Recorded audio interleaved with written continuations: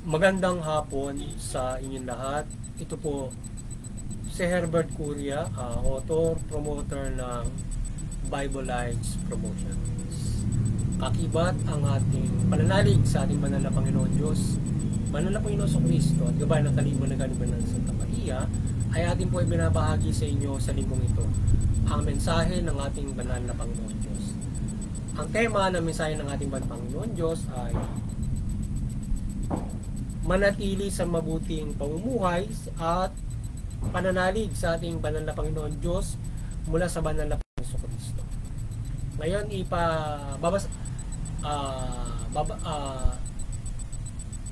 babasahin ko po sa inyo ang mga mensaheng ito mula doon sa Bagong Tipan o mabuting balita ng paghahari ng ating banal na Panginoon Diyos. Yan. At ayon po dito sa mga taga-Kolosas, Kabanata 2, talatang 6 hanggang 7, ito po yung mensahe. Yamang tinanggap ninyo si Kristo Jesus bilang Panginoon, mamuhay kayo sa paraang karapat-dapat sa Kanya. Manatili kayo sa pananampalatayang itinuro sa inyo at lagi magpasalamat sa Diyos. Patuloy po natin sa mga taga-Roma, Kabanata 12, talatang 9 hanggang 10 at 21. Ito po yung mensahe. Maging tunay ang inyong pag-ibig. Kasuklaban ninyo ang masama at pakaibigan ng mabuti. Mag-ibigin kayo na parang tunay na magkakapatid. Huwag kayong padaig sa masama, kundi daigin ninyo ang masama sa pamamagitan ng mabuti. Ipapatuloy po natin sa kay Apostol Tito, Kabanata 3, talatang 1 hanggang 2. Ito po ang mensahe. Paalalahanan mo silang pasakop sa mga pinuno at mga may kapangyarihan. Sundin ang mga tao, sundin ang mga ito at maging handa sa paggawa ng mabuti. Pagbawalan mo silang magsalita ng masama kanino man. Kailangan sila maging maunawain, mahinahon at maibigin sa kapayapaan. Patuloy po natin sa 2 Thessalonica, Kabanata 2, talatang 17. Ito po ang mensahe. Bigyan nawa kayo ng matatag na kalooban upang inyong maipahayag at maisagawa ang lahat ng mabuti. Pagpatuloy po natin kay Apostol San Lucas, Kabanata 13, talatang 2 hanggang 3. Ito po ang mensahe. Sinabi niya sa kanila, sa akala ninyo'y higit na makasalanan ang Galileyong ito kaysa ng lahat ng ibang mga taga-Galilea dahil sa gayon ang sinapit nila. Hindi, ngunit sinasabi ko sa inyo, kapag hindi nyo pinagsisihan at tinaligtanan nyo kasalanan, mapapahamak din kayong lahat. At ipagpatuloy po natin kay Apostol San Mateo, Kabanata 4, talatang 8 hanggang 11. Ito po ang mensahe. Pagkatapos, dinala ng dyablo sa isang napakataas na bundok at ipinatanaw sa kanya ang lahat ng kaharian ng sanlibutan at ang kayamanan ng mga ito. At sinabi ng dyablo, ibibigay ko sa iyo ang lahat ng ito kung magpapatira pa ka at sasamba sa akin. Sumagot si Jesus, lumayas ka, Satanas, sapagkat nasusulat, ang iyong Diyos at Panginoon ang sasambay mo. Siya lamang ang iyong paglilingkuran. At iniwan siya ng dyablo. Dumating ang mga anghel at naglingkod sa kanya. Yan. Ito po ang mga mensahe at salita ng ating banal na Panginoon Diyos sa linggong ito sa ating pagbabahagi mula dito sa Bible Lives Promotions. Yan.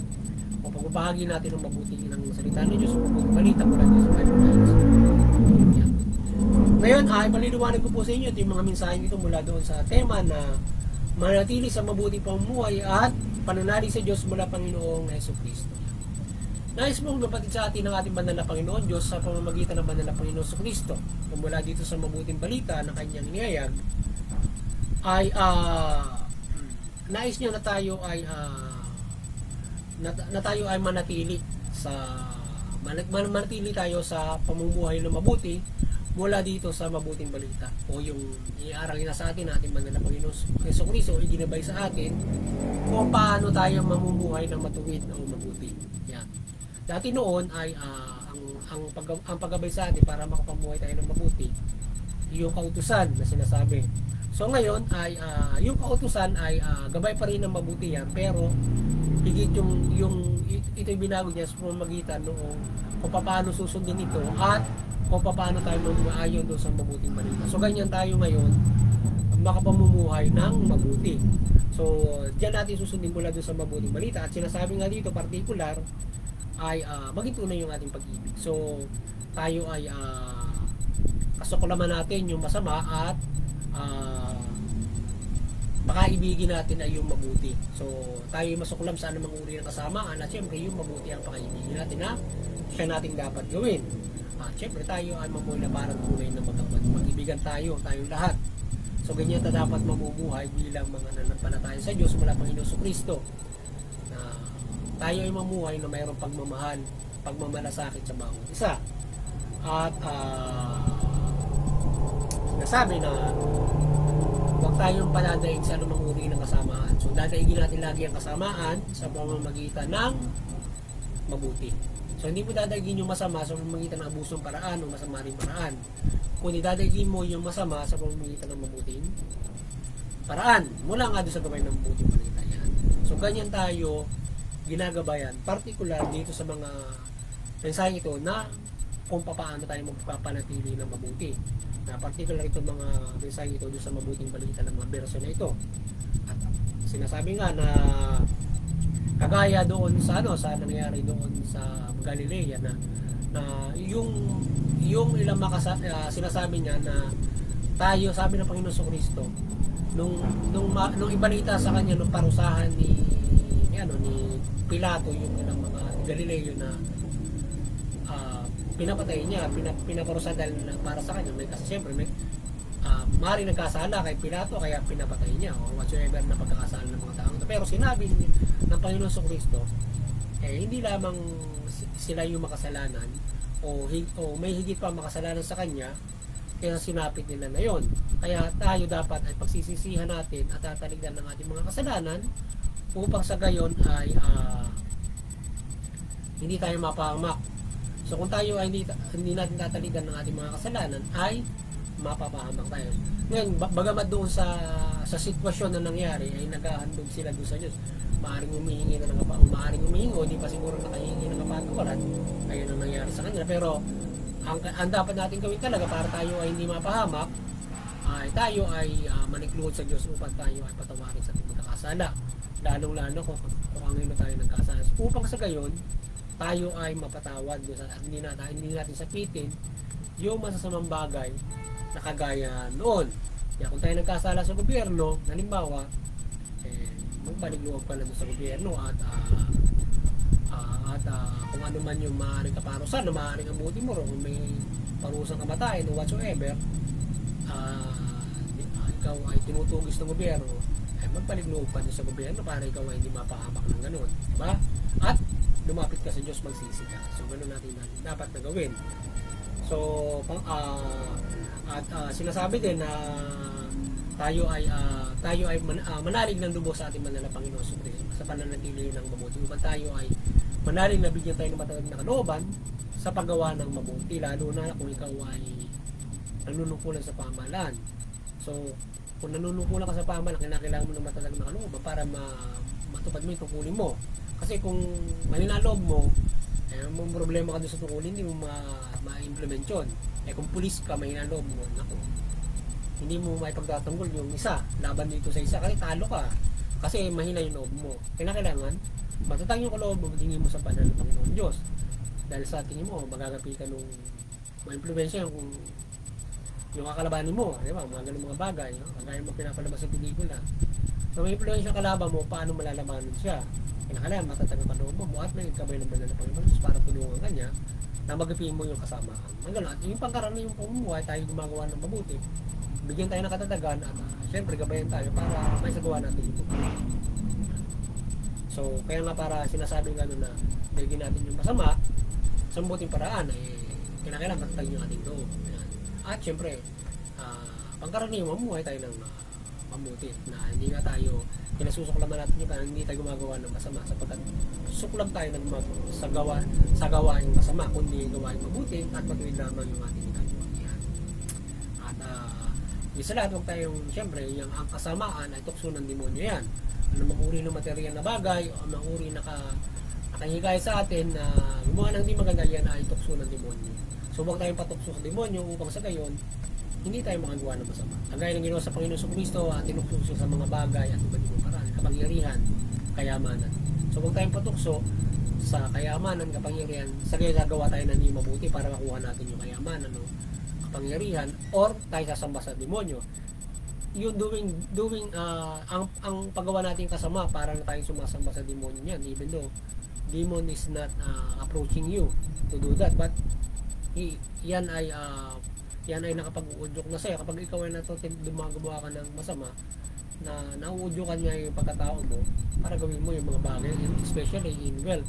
Kapag ikaw nangikayat ka na kunin mo, gusto mong yumaman doon sa pamumuhay mo, madagdagan pa ang kayamanan mo, gagawa ka ng mga pandaraya, gagawa ka ng mabigat ng mga pagkakasala para lamang magkaroon ng yaman.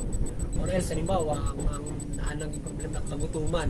So kaya pinakita doon sa in example ng banal na Panginoon Kristo yung fasting, kagutuman.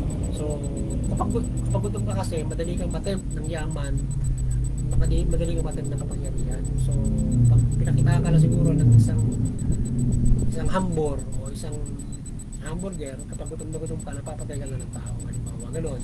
So hindi mo dapat gagawin kahit na anong gutom. Pwede mo namang hingin yun, pwede kang humingi ng tulong para kumain ka, at may pananampalataya ka sa Diyos, makakamit mo yun. Kasi lahat naman ay ginagabayan ng Diyos para sila ay maging, tayo lahat ay tumulong sa ating kapwa-tao. So meron mga naging instrumento ng Diyos at tayo lahat ay ginagawa niyang instrumento sa bawat isa upang patulungan natin yung ating kapwa-tao. Sa ganyan tayo binibigyan at pinangunan niya yung lahat ng mga bagay para ikaw ay makatulong sa kapwa-tao mo kung mga bawat isa. Kaya nga lahat tayo ginagabayan na maging manimuya kayong ay mula sa pagtulong sa kapwa-tao. Yan, tayo lahat ay instrumento ng Diyos mula sa pagtulong. Ngayon, tayo ay binibigyan ng pagpapala doon sa kung ano man meron tayo. Yan, nakapag-share tayo. Kaya, even though kahit nga medyo kahitos tayo, kung nakikita natin naman wala talagang kakailo pa isang tao, nag-share tayo doon sa iba. So tayo everybody is being instrumented by God through the sinasabuhay na natin yung mabuting balita, patuloy na pumuhay sa gabay ng mabuting balita. Yan. So kaya ganyan tayo dapat mamumuhay sa pamumuhay na ito na lalo na ngayon magbabagong taon. So nagiging eye-opener sa lahat na magsisimula naman muli. So matanaw natin yung ating nagawa sa buong taon. So kaya tayo kung tayo nagkakamali, iwasan natin yung pasisihin natin, talingnan yung pagkakasala para hindi tayo mapahamak. Which is kung sa panahon ito nakatatayo ka pa, mayroon ka pang forward, so alimin mo yung pagkakamali. So taligdan mo na yung pagkakasala kasi baka in the future pinagpuloy mo, mapapahamak ka at mapapahamak ka talaga kapag gumawa ka ng mali. So hindi mo banal Panginoon Diyos dahil hindi mo yung masama, so kung hindi talaga magawa ng mabuti. Kung ikaw dati mabisyo, hindi mo yung bisyo, so magitan ng paggawa ng mabuti, mag-exercise ka na, magpakasipag ka, kung dati tamad ka, magpakasipag ka, etc. Diba? Mga ganun ba? So gaya nga diba, may New Year's resolution yan. So ang New Year's resolution mo, manampalataya ka sa Diyos, sundin mo yung mabuting balita, hindi ka nililigaw nito. Doon sa practical mo pamumuhay ay pinalalago mo yung spiritual mo pamumuhay. Sapagkat yung pina-practical way, namumuhay ka maka-spiritual yan, kung paano ka ganyan. Ano sinasabi na yun? You're doing in a spiritual way, in that kind of how you, kung paano ka mamuhay na mabuti. So yun, muli, sana nagabayan na naman kayo ng Bible Life Promotion sa inyong spiritual na pamumuhay at kayo ay magkaroon malaking pag-asa sa inyong kaligtasang spiritual. Yan. At muli, tayo ay dumadalangin ng gabay ng Banal na Santa Maria sa ating pagbabahagi ito ng mabuting balita. So tayo patuloy na gabay ng kaliwanagan at maliwanagan ng lahat sa ating pagbabahagi. Yan. Samahan tayo ng Banal na Santa Maria palagi. Siyempre ng Banal na Panginoon Diyos, Banal na Panginoon Kristo sa gabay ng Banal na Santa Maria. Yan. At sa lahat, siyempre, ay yung pakikinig. Tayo ay patuloy na makinig at isabuhay natin ito para tayo. Ito yung makagagabay sa atin sa kaligtasan spiritual. Lalo, siyempre, ito ay gawin natin, lalo na kung may gabay ang Banal na Santa Maria. Tayo ay napapaalalahan palagi ang gabay sa atin. Nagbibigyan tayo ng tibay, naalala natin palagi kung yung matinid na pagbuhay. So, nakakatakan yung pagbuhay.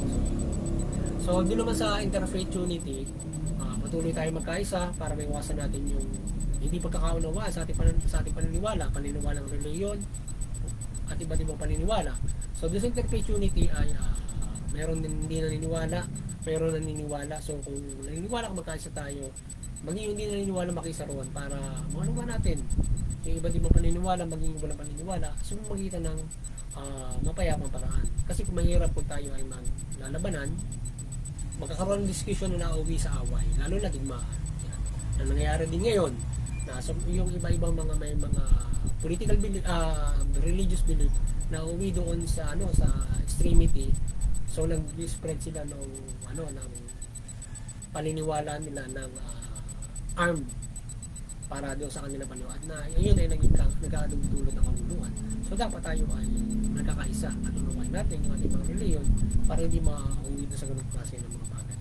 Muli din sa CBCP and Vatican Church, patuloy kayong maliwanagan ni Banal Santa Maria at mabuklod nyo yung sangkatauhan mula sa bansang Pilipinas sa pananampalataya sa Panginoon Diyos mula Panginoon Jesucristo at mabuting balita yan. Sa ating munting kakayanan dito sa pagbahagi ng mabuting balita sa Bible Lives Promotions ay patuloy natin mabuklod yung sangkatauhan sa pananampalataya sa Diyos mula Panginoon Jesucristo at itong ating minabahagi ng mabuting balita. So yun, at sa mga kapamalaan, maliwanagan kayo at kayo ay maliwanagan kayo ng Santa Maria at inyong talimahin ng mabuting balita. Sa gayon ay kayo ay makapamahala ng matuwid, mabuti at tumuloy nyo yung karapatan ng tao. Magandang hapon sa inyo lahat at God bless you all. At maligong bagong taon 2024. Stay safe, stay good, and have good faith or keep the faith.